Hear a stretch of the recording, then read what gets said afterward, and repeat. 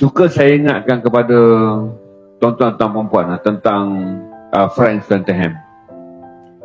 Sebuah buku yang berharga kerana penulisan, deskripsi dan juga penceritaan yang sangat luar biasa yang ditulis pada tahun 1895. Buku ni hanya diterjemahkan pada tahun 2022, iaitu kira-kira 128 tahun selepas Santaham menerbitkan dan menulis dan menyusun sebuah buku yang sangat hebat. Yang satu masa dulu diterima oleh orang Melayu secara 50-50 kerana Santaham adalah seorang resident. Dia datang ke tanah Melayu pada tahun 1871 sebagai pembantu pemungut cukai di negeri Selangor. Kemudian dipindahkan menjadi residen Pulau Pinang, dipindahkan menjadi residen Selangor, balik menjadi residen Perak, dan jawatan terakhir dia adalah sebagai residen negeri-negeri Selat sebelum bersara pada tahun 1901 dan menjadi Pesuruhjaya British di Mauritius hingga 1909. Apa istimewa buku yang ditulis oleh seorang lelaki yang berada hampir 30 tahun di tanah Melayu, dengan pengalamannya ketika muda dihabiskan di negeri Selangor, kemudian pengalamannya dihabiskan di Pulau Pinang, pengalamannya dihabiskan di Perak. Waktu dia berada di Perak lah dia menyusun buku ni dan kemudian diterbitkan pada tahun 1895. Jadi semua cerita yang ada dalam buku Ragam Melayu ni, atau lebih kurang dalam 22 cerita. Tulisan-tulisan yang saya fikir kata kalau dibandingkan dengan semua orientalis, sama ada saudara baca Winston, saudara baca apa sajalah orientalis yang menulis tentang Melayu, saudara tak akan jumpa seorang orientalis Inggeris yang menulis tentang Melayu dengan penuh rasa hormat, dengan catatan-catatan yang saya fikir kata cerita lisan ni pun dah habis di negeri Perak. Terutama kalau saudara baca bab Gran dan Siti Ma'aneh, cinta antara seorang wanita Melayu daripada Kelantan yang berjalan kaki ke negeri Perak, bertemu dengan seorang lelaki British yang datang ke Perak ketika Santaham menjadi resident.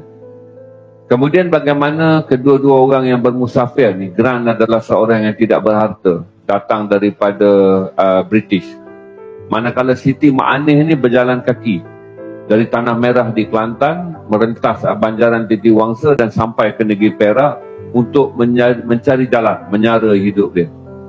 Dan kemudian bagaimana kedua-dua pasangan ni yang hidup dan bercinta di tengah-tengah ketegangan sejarah negeri Perak selepas peristiwa pembunuhan J.W.W. Bush.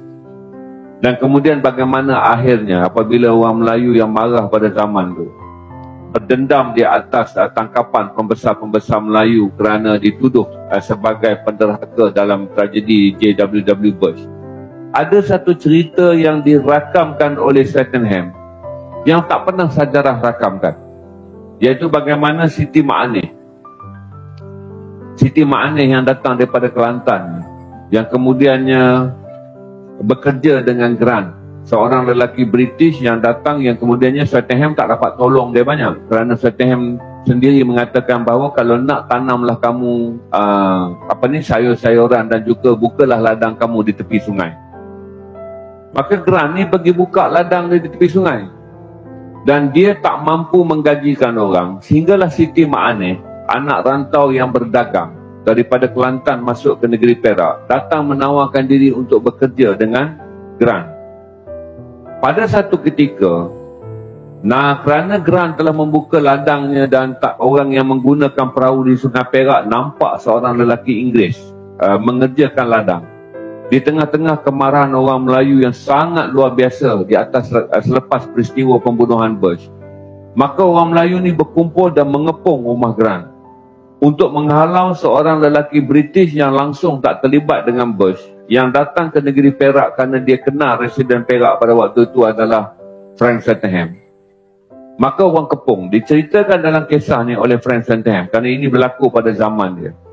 Kira-kira 20 orang Melayu yang datang dengan kemarahan dan menuduh Grant adalah seorang lagi penjajah kerana menggunakan tanah di tepi sungai untuk bercucuk tanam.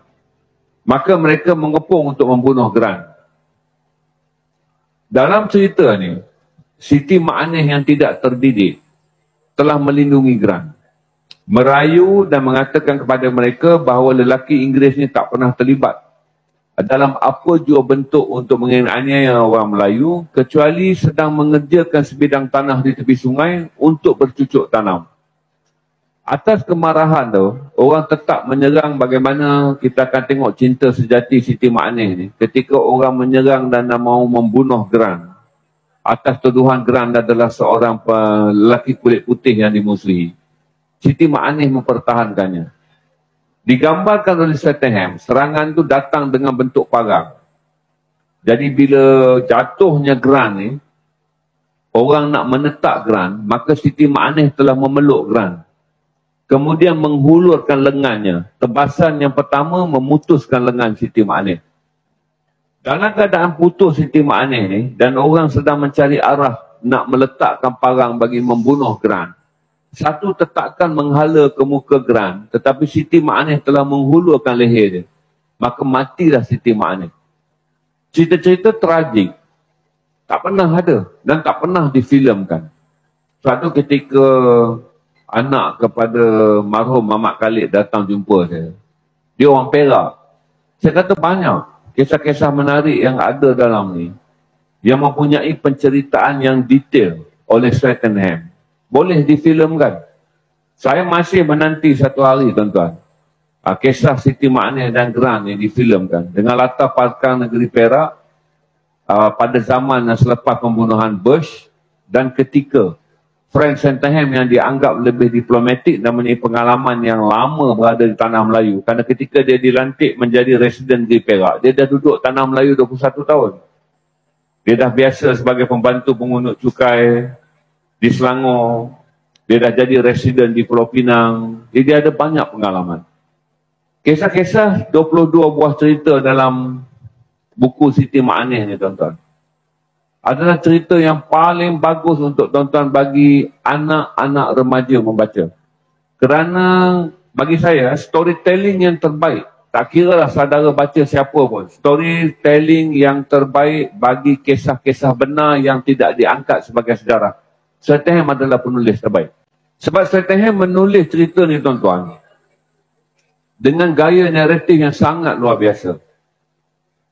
Naratif ni panggil seni penceritaan.